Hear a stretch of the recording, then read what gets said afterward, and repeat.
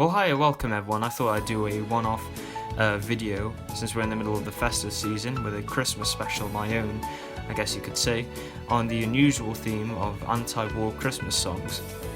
So I hope you're comfortable, and we will be explaining the background and context for just a couple of songs I'm pretty sure you've heard of.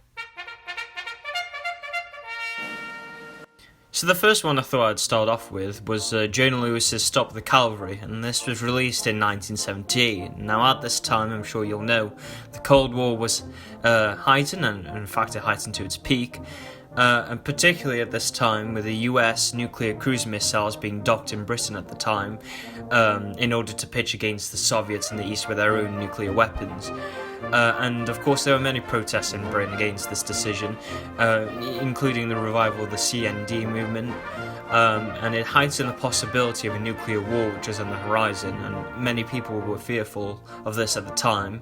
And when it came around to Christmas, there's even a line which relates to it in the song, which is about the girlfriend he writes to.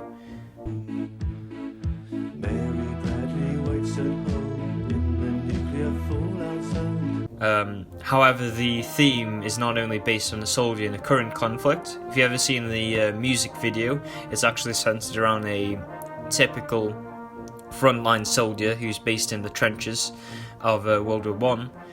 And there's even a line which relates with Churchill being that figure of authority, because he was the First Lord of the Admiralty before he was Prime Minister, and it's just sort of supposed to be this ignorance that's supposed to be held, despite whatever happening is as Lewis comments, is a bit like the Eternal Soldier at the Arc de Triomphe. Although it's supposed to be the jolliest time of the year, these chaps aren't obviously having the best time of their lives. And the next and final song is Happy Christmas, War Is Over, in brackets, by John Lennon and Yoko Ono. So for context, this is much earlier on in the Cold War, earlier in the year of 1969 when the song was wrote. John Lennon and Yoko Ono were known for going around to Montreal and Amsterdam and sitting in these hotels doing bed-ins for peace, which is obviously a play on words with sit-ins, which is a sort of protest, as you know. And it's also where they wrote Give Peace a Chance, and performed it, of course, with the couple of protesters singing in front and joining along. And so they took this further in December of that year with billboards referencing War Is Over If You Want It, in brackets, and that was done obviously to tie in with what they did earlier in the year. And it also inspired the song which they'd write at the same time, and it was also an alternative Christmas message signed from John Lennon and Yoko Ono. Of course, John said himself that he didn't like this idea of just all being about a perfect white Christmas. Not the bed-ins, but the Vietnam conflict prolonged for and it spanned for nearly 2 decades, between the mid-50s and the mid-70s. And it raged to its peak, particularly into the 60s, and raged well on into the 60s.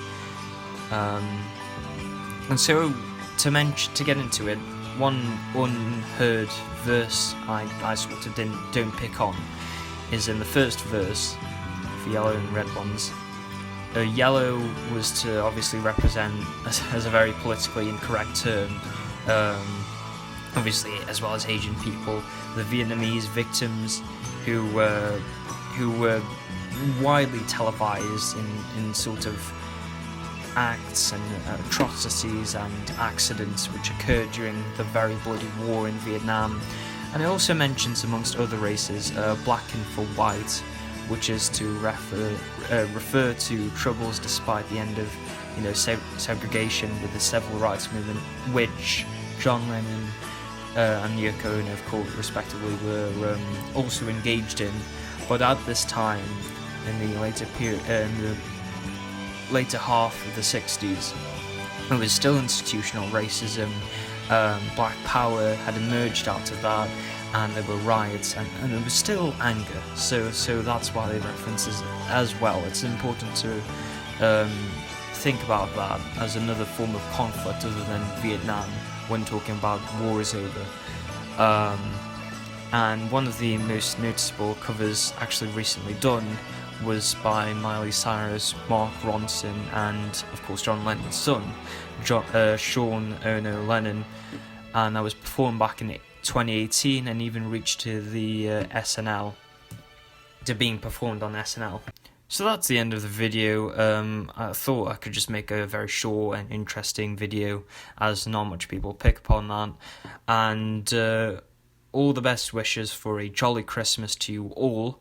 I know this has been a very unexpected Christmas with plans up until this point cut, and obviously people have to have a more simpler, smaller Christmas. But that's all to the core message of the Nativity, unexpected and underwhelming celebrations, I suppose.